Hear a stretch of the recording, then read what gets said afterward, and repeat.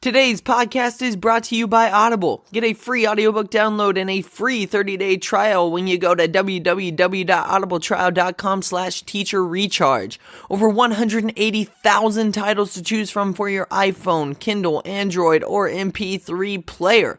Go to audibletrial.com/teacherrecharge today. My name is Fred Kepp. I'm the host of the Teacher Recharge podcast. This is your last week of school, so I am here to help you get through it. Let's get the party started.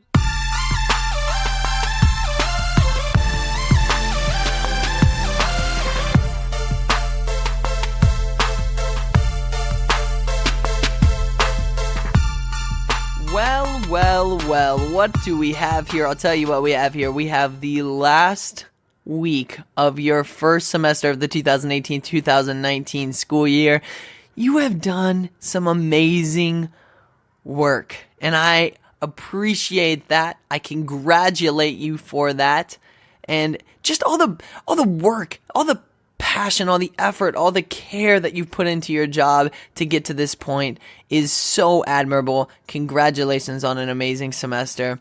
And I'm here to help you get through the last week of it. Now, I just kind of wanted to reflect and tell you a little story. Before we get into the show today, I had a teacher in 7th grade, 8th grade, and 9th grade. She was our student council teacher, and hopefully I can get her on the show next semester. I'm definitely going to try for that. She had this thing where she would put on a piece of paper all the different projects and all the different deeds we had done the entire semester. At the end of each semester, she would just put it on a paper, and she wouldn't have any spaces between the projects. She would have like a comma after every single one, just so you knew where one began and where one ended. But she would put all of them down, and I always remember it would always take up at least one full page, if not 2 full pages. And that was just crazy to see how much you can do in just one semester. And I guarantee you, you might not even realize it, but you have done that much this semester. And maybe it would help you to get a piece of paper out and start writing all the little things and all the big things, from helping Johnny get a pencil to gaining 1,500 cans for the can drive or whatever you did. Like, whatever the amazing work that you did, give yourself some credit. Highlight yourself, because you are doing fantastic work. With that said, we have an amazing guest once again for the final week of this first semester. Her name is Izzy Byers. She is just back from an 11-month trip around the world where she visited 11 countries and did mission work. She taught and did different projects for 11 months in 11 different countries. It's pretty great to hear about, and she is also a very close friend of mine. I love her to death. She is about to embark on a new album as well, so we'll put the link in the description for the Kickstarter for that. Without further ado, though, let's quit the chitta-chatta and get into the interview with Izzy Byers. Here you go. How's it going to all the teachers out there? This week on the show, we have a very special guest. Once again, I feel like I say that every week, though, because every guest we have on here is special. But this is a very good friend of mine. Her name is Izzy Byers. How are you doing? I'm doing fantastic, Fred. How are you? Flippin-tastic. I'm doing well. So I have a question, though, real quick. Where are you located right now? Because usually people are really far away from me. But where are you right now? I'm in Kansas, same as you. Yeah, what? In a very small town, though, yes? Yeah, I'm in Arkansas City, Kansas. Wait, say that one more time. It's Arkansas City, not Arkansas. Oh, wow. Debate. The debate goes on. Maybe we'll have a debate on the Teacher Recharge Twitter, which, by the way, I just changed the name of the Instagram and the Twitter from @TableOfLove. I just changed it to Teacher Recharge, so it's way easier to find us. And we might have to have a little bit of a poll there to see Arkansas or Arkansas. I know people in Kansas are all going to say Arkansas. So it's great to have you. Now, you were just on a crazy trip around the world in how many days? How was it? Was it a year? It was 11 months. It was 11 months, yes. And this is called the World Race. You know what? You will explain it way better than I will. Tell us what it was all about. What were some of the experiences you had? Obviously, we'll get into some of that later on. But what was the basic gist? Why'd you want to even do it? The World Race is programmed through Adventures and Missions, and I traveled 11 countries in 11 months. Wow. And I volunteered with different organizations in every country I went to. And I traveled with 20 women. We were actually the first all-female squad to ever launch out of the world race. That was really cool to cover that kind of ground. And then there's so many experiences and so many things that led up to me going. And one reason is because I'm actually a music teacher, or I was teaching music, and I was a performer in Wichita, Kansas, and I was locally known. I was becoming pretty near professional there, and I just began to not be happy with my life and questioning why I was doing music. It's something I wanted to do my entire life. And as soon as I was doing well in it, I was not satisfied.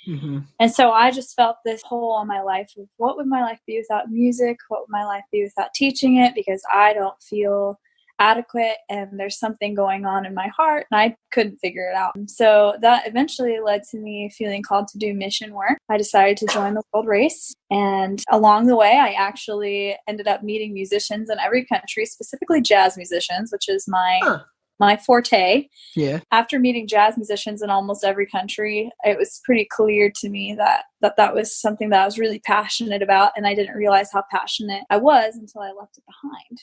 Yeah. So what is that saying? You only know you love her when you let her go. Is that Ed Sheeran? I don't know. Whatever. I don't know.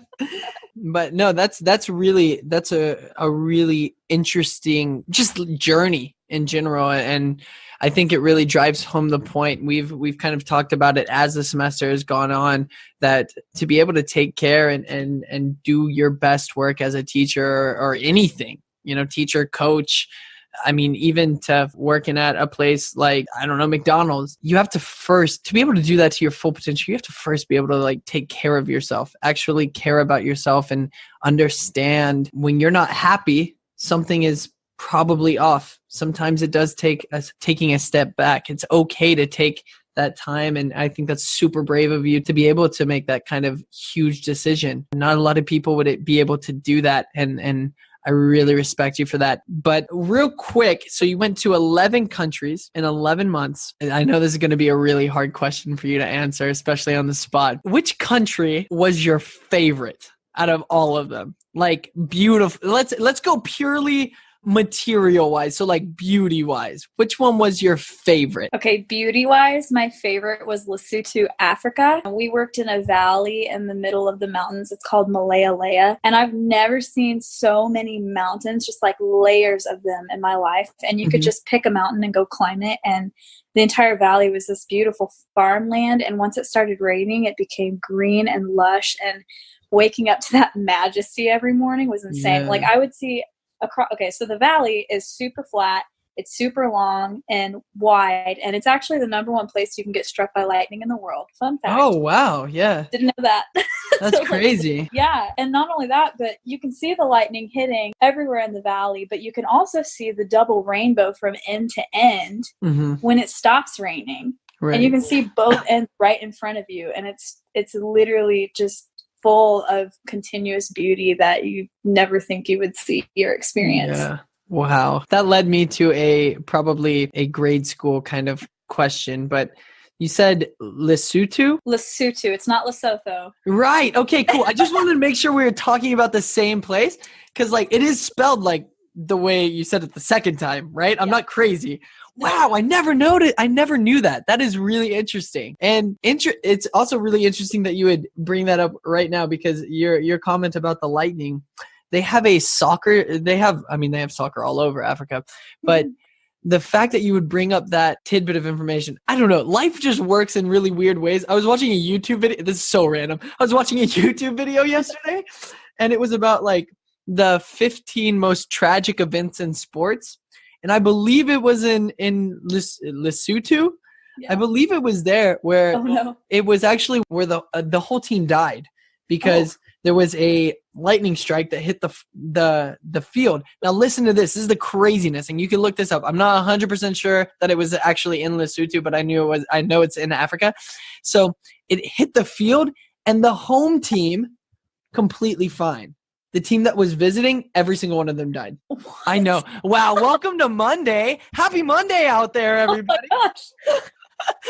Yeah. So I don't know. The fact that you would bring that up right now, it's just like, why do common themes happen? Like one, I don't even know. That's Why so are your random. worlds colliding? Right, exactly. That's so weird. But that's awesome to just think of that. I'm so jealous you got to go on that huge, and it sounds like you had an amazing journey. So you said you did mission work that whole time. What were some, just give us an idea of some of the mission work that you did there and how, how God worked through that and stuff for you. Well, with the World Race, you do something different every month. So one month, the first month, actually, I was teaching music, classic. Oh, nice. Yeah. Welcome back. Yeah, right. Here it is. Here's your calling. And then the second month, I was working with an orphanage. There were months where like in Lesotho, I would go to the villages and help them do chores and just make relationships with the people. When I was in South Africa, I ran a kids camp, a leadership camp. When I was in Swaziland, I worked with the maintenance crew.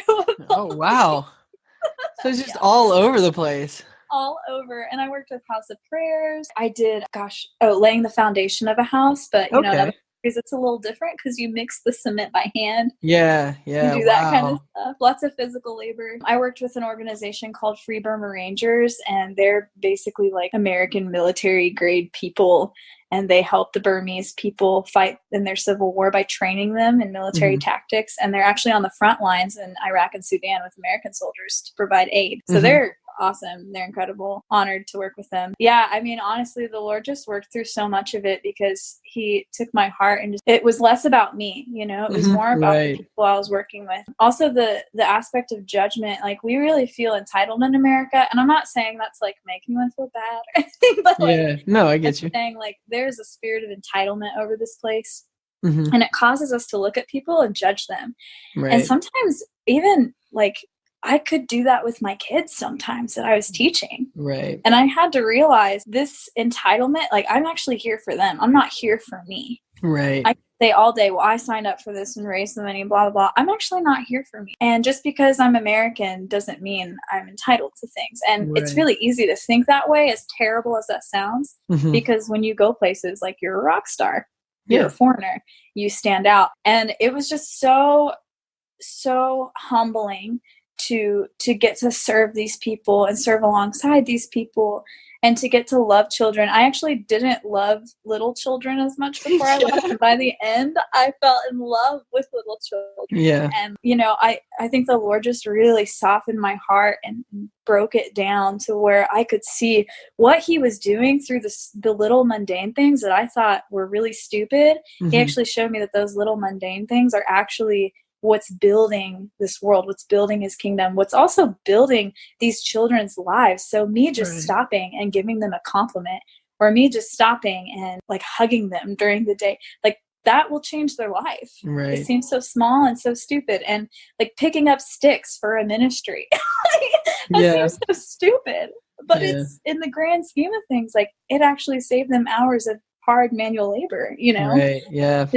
There's so many little things that we don't realize will impact the earth, and it's the little things that turn into the big ones. Yeah. Wow. That is so well spoken. And there's so many things in that just one statement, because all of those experiences that you're talking about and stuff, I feel like our listeners and me personally can take from it is just like those things that you were experiencing in other countries, your perspective on it, we can use in our own classrooms. We can use on our own fields. We can use in our own day-to-day lives. And I think that's such an amazing perspective you've gained and that you've gifted us today, which is really cool. Because the other thing I was thinking about while you were talking was how awesome is it that we have you on our last episode of the semester before Christmas break, talking about being humbled, talking about giving to others, talking about how it's not about you. Because I feel like during this season, especially as teachers and as educators, we look at it and we say, oh,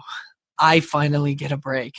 I finally get to kick back. And you do. And that's great. That's fantastic. You've earned it. You deserve a couple weeks to just kick back and relax. Love yourself. That's amazing. Obviously, we talked about that at the beginning of the episode. Take care of yourself, and then you can take care of others to the best of your ability. But also, it is the time of year, and it's the time of hopefully not just this time of year, but we can even take that and train our minds and train our life to where we go into the next semester with these students, with our students, and we really make it not as much about us, and we keep that perspective. So I really appreciate that, and I feel blessed to even hear that perspective on this episode. So thank you so much. But with that said, it is the beginning of the last week of the semester for most of the teachers listening to this podcast. So I have a couple questions that I'd like to get to. So let's do this. What are you doing right now when you start a week? And how did you kind of like waking up in a different country and stuff like that? How did you prepare for the week there as well? Like, what were you hitting Monday with as far as like, do you have any rituals for the week that you have ahead of you? Well, first of all, I would super recommend that we learn to take a Sabbath. And I know that it seems like there's not enough hours in the day. Maybe you have kids, maybe you got things you have to do. But honestly, when we have a day set aside to do nothing, you'd be amazed at how much more you get done during the week because of that.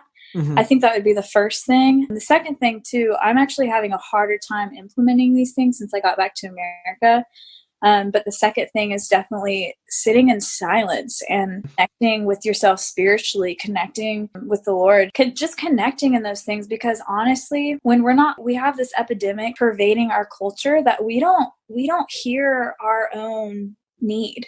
We go on and we fill other people's needs, and we busy ourselves so that we don't recognize our need, or we push down our need with things that we think make us happy in the moment, but it actually just creates this giant wall in our spirits. And so I think when we're able to sit down in silence and truly be silent and just listen and just sit there, it does so much and focuses you during the day. There's all kinds of things out there, statistics that say prayer and meditation will actually increase your productivity in the week. Right, so silence and Sabbath, silence and Sabbath. There you go. There's your catchphrase. I love it. I love it. And just the more you talk, the better this episode is, because man, like, think about that. Go and spend some time with yourself. Yeah. Like over these next couple weeks that you have a break and stuff, go and sit in silence. There's actually a lot to that. There's a lot of different leaders that, like speakers and stuff, that make it a habit every morning.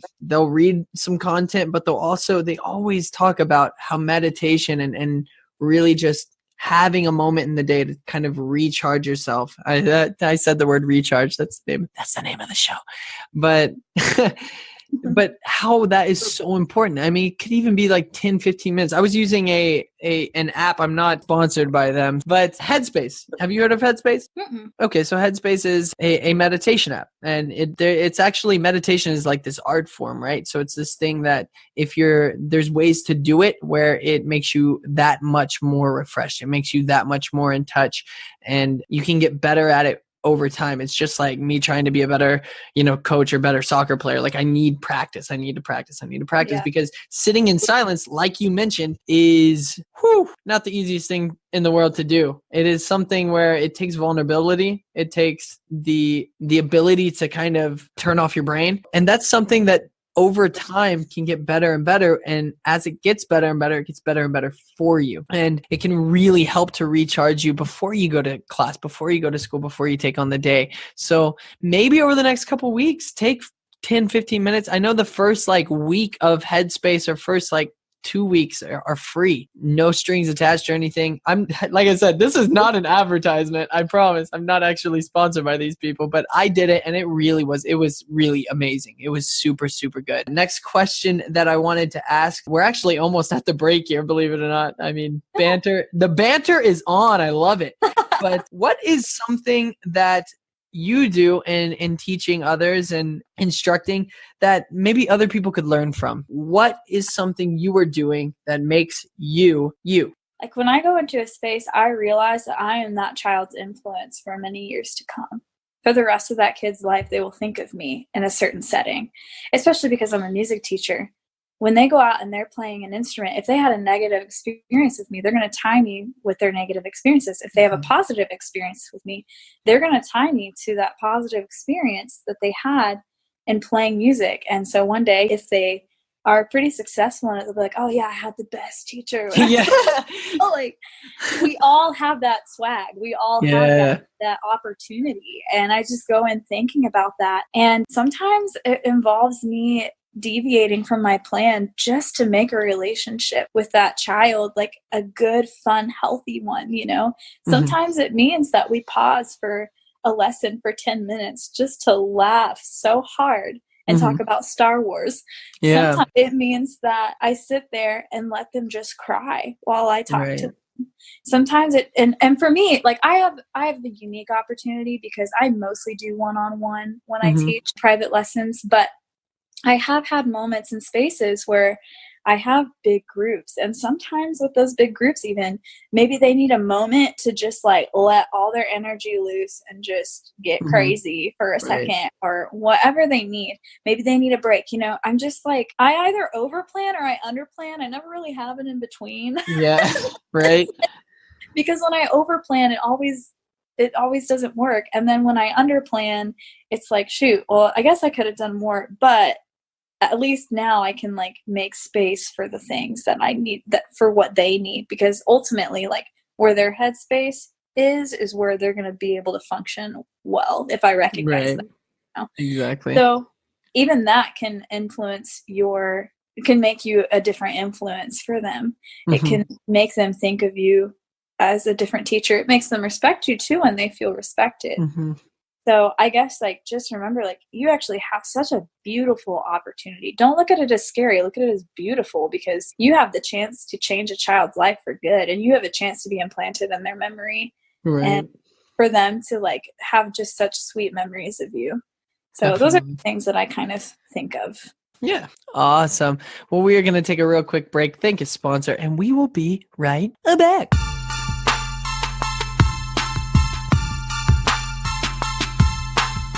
For you, the listeners of the Teacher Recharge podcast, Audible is offering a free audiobook download with a free 30-day trial to give you the opportunity to check out their service. Now, whenever I have a guest on the show, I ask them for a recommendation for a book you can check out on Audible. So, Izzy, what is your recommendation? The Music Lesson, A Spiritual Search for Growth Through Music by Victor Wooten. Awesome. Sounds great. Well, if you would like a free audiobook version of that particular book, you can just go to audibletrial.com/teacherrecharge. And wait, what? You don't just have to get that book? Oh, you could get over 180,000 titles to choose from for your iPhone, Android, Kindle, or MP3 player as well. So you could get that book or any other of those books. Oh my gosh, you could get one for free. And you get a free 30-day trial by going to audibletrial.com/teacherrecharge. And by doing that, guys, you're not just supporting Audible, you're supporting this podcast as well. So back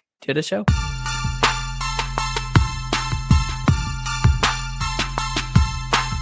And we are back. What? I need to have like a sound, like one of those little boxes where I can press a button and it'll be like, woohoo! Because like, yeah, that would be sick. Oh, I need one of those things because my sound effects are just Mike and yikes. Am I right? It is my favorite part of the episode, of the week, of my entire life. I don't know. It is such a great time because it is story time. Boom.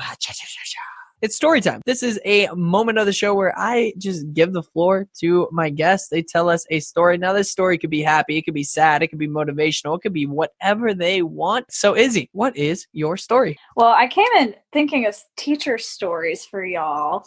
And I have a couple from different places around the world. My first one is in Malaysia. And in Malaysia, we actually worked with refugee kids. And this is the type of place where, like, you'll have a mom on a motorcycle and all 5 of her children will be on the motorcycle with her type of thing. And, like, this place is very different. You know, people are pretty poor and they go to these different schools and they get an education. And a lot of people come in and volunteer with these schools and try to help them with like English and stuff like that, because there's not a lot of people that can speak English. So for the refugee camp, we came and we helped them speak English. Well, one of my friends is from the north. And so she says things like rig, bag, things like that. And she was teaching one of the kids how to say bag and like trying to get him to sound it out. She kept saying bag. Big. Oh It my. was so long and drawn out, and I just stared at her and was laughing because like I was helping another kid, but trying to focus on my kid, but also not focusing because this was too good. That's awesome. And the best part was hearing the child say it back to her. The child was so confused. Like, I thought it was bag, and now they're saying big. The kid was like, big? It's like, what's going on? Oh my gosh, that's so funny. Oh. Yeah, it was so good. And I told her later, she goes, yeah, I know. I don't know why they make me teach English. I know. I know. Don't you know? Don't you know, eh? Oh my gosh, I am so sorry to everybody from the north that I just offended with that horrible, horrible accent. You don't even want to get me into other accents. No, that is such a good story. That's really funny. But a couple things that I was thinking about while you were doing that. When you told her about it, I love her reaction of like, oh yeah, I know. I don't know why they. It's so important that we understand that it's okay to laugh at things like that. It's okay to laugh at ourselves. It's okay to sometimes even laugh at our colleagues. Things happen that are funny. Yeah. And it is okay to see that. Look, your students will see that. It'll just make you happier, first of all. And then second off, it shows people that you're not just all about seriousness and you're not so into yourself that you can't enjoy a little bit of fun. So that's really, really awesome. I love that story. So we are about out of time here after that wonderful story time. Like I said, favorite part of the year, right? Because we're almost to the end. So if people want to reach you or help you with, I don't know, say a Kickstarter or something, where can they do that? Well, there's a couple places. You can go to izzybyers.com and click on the Kickstarter button when you get there. I'm actually trying to record an album right now that's about my travels around the world. And this album is actually meant for musicians, and it's meant to kind of teach them and uncover their identity as like true people and not just as like musicians. And I found a big passion for loving them while I was gone and for just like opening my heart and my home to them. So this Kickstarter campaign runs until Christmas Day, and I'm trying to raise $5,500. And so far I have 9 backers. So if you're interested, go to izzybyers.com. Click the Kickstarter button on the opening page. My Instagram is Dizzy Izzy By, BYE, and my Facebook is Izzy Byers. I don't actually currently have a Twitter, which I've been needing to get and thinking about getting. Okay. No worries. Sweet. Awesome. Well, we will put a link in the description to all of that good stuff. And yeah, go back her Kickstarter. That would be amazing. I am excited to hear what this album has to offer. So if you have anything to offer to help that along, I would appreciate it, as would everybody else. And I mean, heck, you could even listen to it, which would be amazing. With that said, thank you so much for coming. This has been a flipping awesome interview. Merry Christmas to everyone out there. And until January 7th, what should we say to them? What should we sing them a song, Izzy? What do you think? That's good. We wish you a Merry Christmas. We wish you a Merry Christmas. Together now. And a Happy New Year. Oh, amazing. Merry Christmas, everyone. If you or someone you know would be perfect for this podcast, we'd love to hear from you. Don't be shy. Just email teacherrechargepodcast@gmail.com.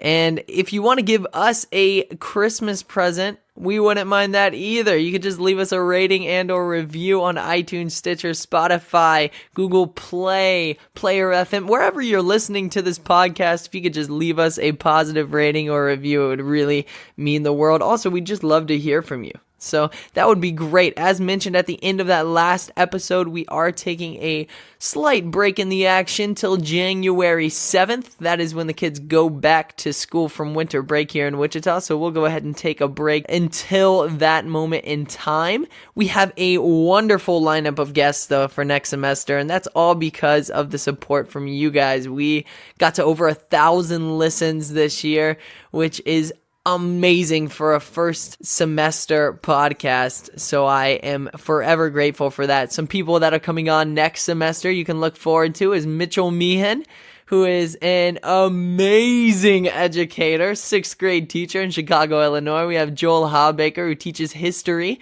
and is a soccer coach and a phenomenal man at that.